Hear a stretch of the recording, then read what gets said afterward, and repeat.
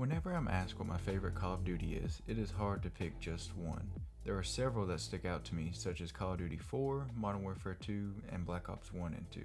But whenever I think back to the first one I ever played, it was World at War. I was 9 years old at the time, and I remember being able to finally convince my mom to buy the game for me at GameStop. I very quickly flew through the campaign and was hooked to the franchise, and was excited for what was to come next. I also remember loading up zombies for the first time and was terrified from the opening cutscene.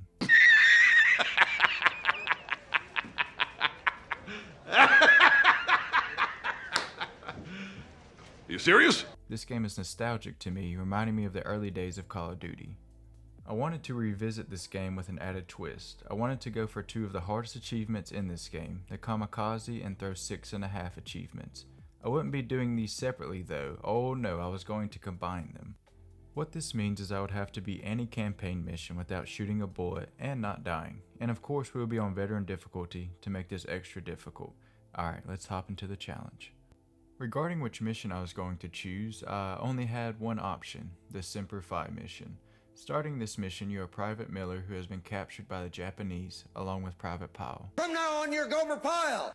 Luckily, Miller is rescued by Corporal Roebuck and his platoon before it is too late. All you have to do now is exfil. Shouldn't be too difficult, right? 2 hours later.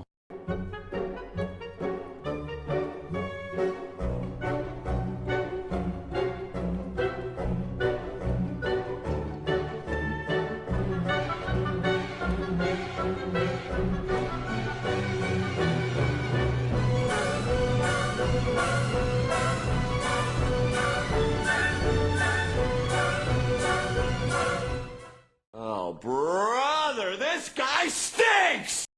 Yeah, so I was definitely struggling just a little bit. What really made this aggravating was every time I died, I'd have to see the same 30-second cutscene over and over again.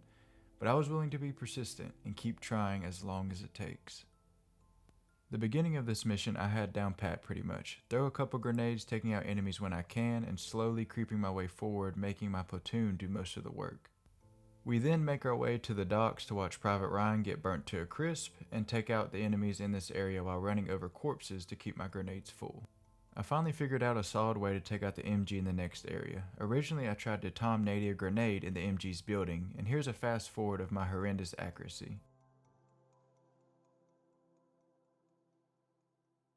To pass this part, all you need to do is get right beside the MG's building, and it acts as a trigger point, making your platoon move forward.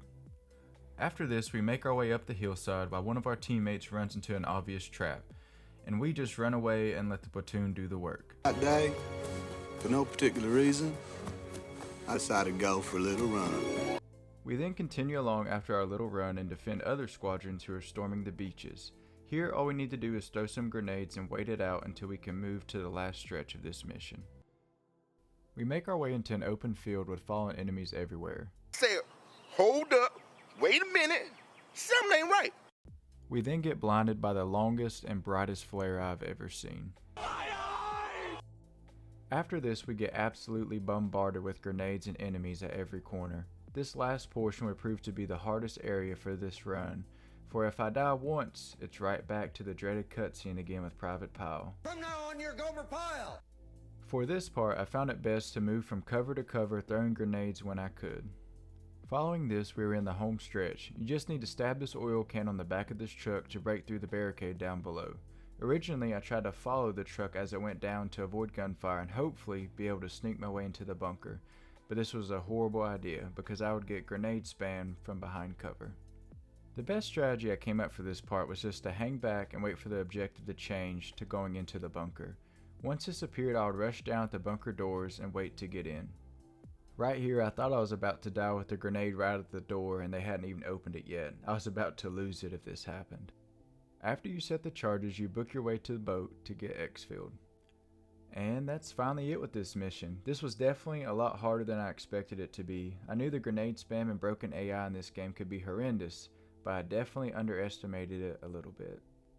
Anyways, that's it for this video. If you enjoyed it, please like and comment down below what other gaming challenges you would like for me to do. I thought about trying to do the same challenge, but do it for the rest of the campaign in World at War. Let me know what you think about this down below. I will also leave a link to my other channel down below where I plan on uploading proof of my runs in the future. Thanks again everyone, see you next time.